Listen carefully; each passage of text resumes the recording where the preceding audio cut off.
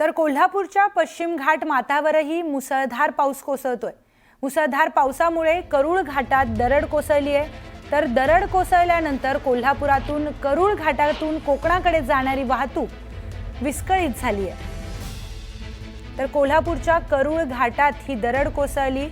ही दरड कोसळल्यामुळे तिथली वाहतूक विस्कळीत झाली आहे। कोल्हापूरच्या पश्चिम घाट माथ्यावर मुसळधार पाऊस कोसळतोय आणि या मुसळधार पावसामुळे करूळ घाटात दरड कोसळली।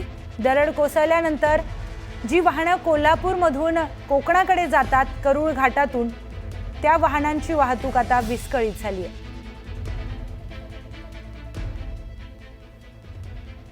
तर सातारा जिल्ह्याला हवामान खात्यानं ऑरेंज अलर्ट जारी केलाय।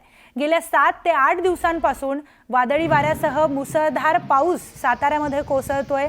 अशातच कराड आणि ढेबेवाडी मार्गाला जोडणाऱ्या डेळेवाडी खिंडीत दरड कोसळली आहे। त्यामुळे रात्रीपासून या भागात वाहतूक कोंडी झाली। जेसीबीच्या सहाय्याने दरड हटवण्याचं काम सुरू आहे। सकाळपासून पुन्हा पावसाला सुरुवात झाल्यामुळे इथली शेतीची कामं देखील खोळंबली आहेत।